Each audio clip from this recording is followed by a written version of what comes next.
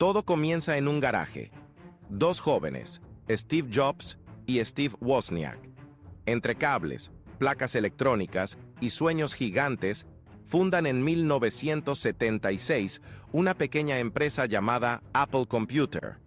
Jobs no era ingeniero, no era programador, era un visionario. Tenía algo que pocos tienen, la capacidad de ver el futuro antes de que suceda.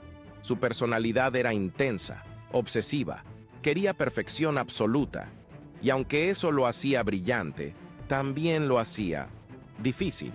Pero Apple crecía tan rápido que Jobs, con apenas 21 años, ya era un millonario. Y para 1984, la compañía lanza su creación más ambiciosa, el Macintosh. El producto era revolucionario. Pantalla gráfica, mouse, interfaz amigable. Todo lo que hoy nos parece normal, en ese entonces era ciencia ficción.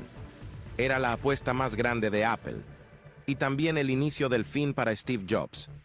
El lanzamiento del Macintosh fue histórico. Jobs lo presentó como si fuera una obra de arte, un regalo para la humanidad. El público estaba encantado. Pero había un problema. El Macintosh no vendía. Era caro, lento y tenía poca memoria. Internamente, los ingenieros sabían que no estaba listo, pero Jobs presionó para lanzarlo igual.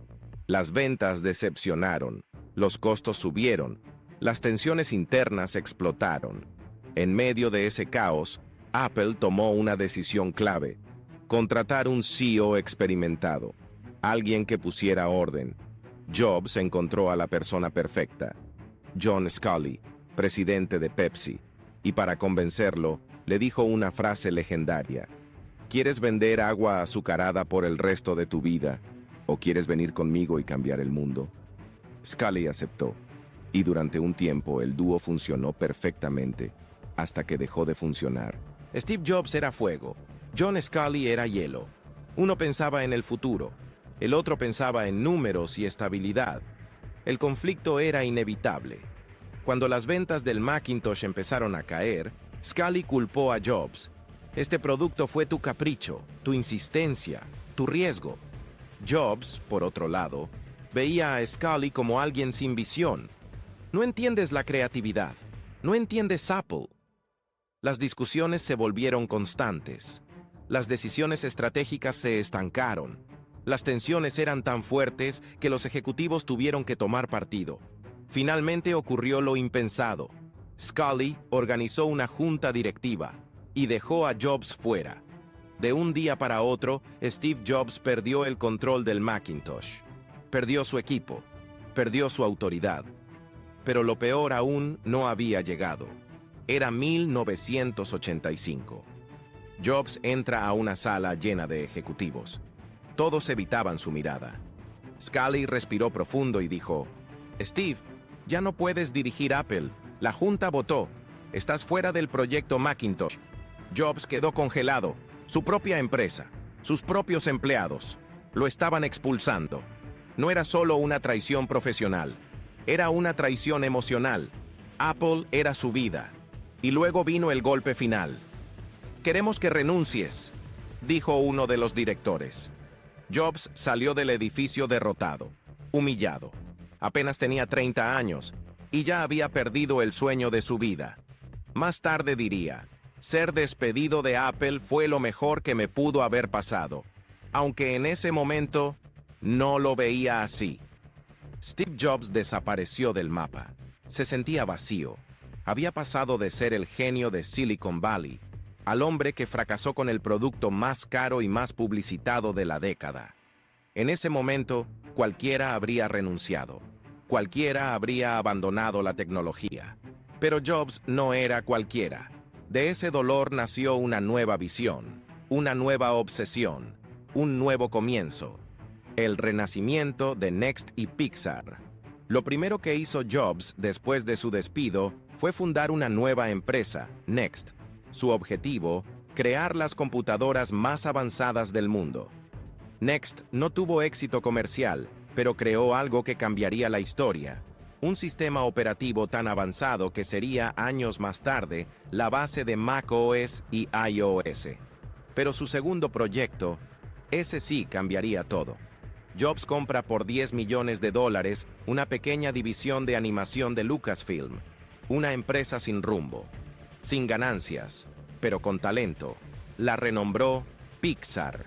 Y años después, Pixar lanzaría la primera película animada por computadora de la historia, Toy Story. Ese proyecto convirtió a Jobs en multimillonario nuevamente. Pero lo más importante, le devolvió la confianza. Apple estaba muriendo en 1996. Mientras Jobs crecía, Apple caía rápido. Los productos eran un desastre. Había decenas de versiones de Mac que nadie entendía. Las ventas se desplomaban. Las pérdidas eran gigantes. La empresa estaba a semanas de la bancarrota. Los titulares decían, el fin de Apple es inminente. Los ejecutivos estaban desesperados. Necesitaban un milagro. ¿Y adivina quién tenía ese milagro? Aquí viene el regreso del hijo pródigo. Apple necesitaba un nuevo sistema operativo. Así que decidió comprar una empresa. ¿Y cuál empresa compró? Next, la empresa de Steve Jobs. Y con esa compra, en 1997, ocurrió lo imposible. Steve Jobs regresó a Apple. Después de 12 años, después de ser expulsado, después de que la Junta lo humillara, Jobs caminó nuevamente por los pasillos que lo vieron nacer, y esta vez lo hacía como un salvador. A los pocos meses reemplazó al CEO, tomó control total y anunció un objetivo claro. Vamos a hacer que Apple vuelva a ser grande. Jobs tomó decisiones radicales. Eliminó el 70% de los productos. Para él, Apple había perdido su identidad. Menos productos, más calidad, dijo. Simplificó todo. Una línea clara de computadoras, para profesionales, para consumidores, portátiles y de escritorio. Hizo alianzas impensables, incluso con Microsoft, su rival histórico. Fue un shock. Pero ese dinero mantuvo viva a Apple. Apostó por el diseño. No solo quería buenas computadoras, quería arte. Fue así como en 1998 nació el producto que marcó el renacimiento, el iMac. Diseño colorido, redondo, diferente y un éxito total. Pero eso solo era el inicio. Jobs sabía que la computadora no era suficiente. Quería dominar 3 industrias más: música, telefonía, entretenimiento, y lo hizo. 2001, iPod. 2003, iTunes Store. 2007, iPhone. 2010, iPad. Cada lanzamiento era un golpe cultural.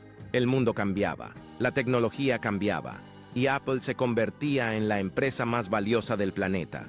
Todo, gracias al hombre que ellos mismos habían despedido. En un discurso años después, Jobs dijo algo que resume su historia. A veces, la vida te golpea en la cabeza con un ladrillo. No pierdas la fe. Si Jobs no hubiera sido despedido, no habría creado Next, no habría revivido Pixar, y Apple seguramente habría desaparecido. Ser rechazado lo obligó a reinventarse. Ser expulsado lo obligó a crecer. Y regresar lo convirtió en leyenda. Esta fue la historia de cómo Steve Jobs pasó del fracaso absoluto a convertirse en el salvador de su propia empresa. Una historia de visión, resiliencia y reinvención.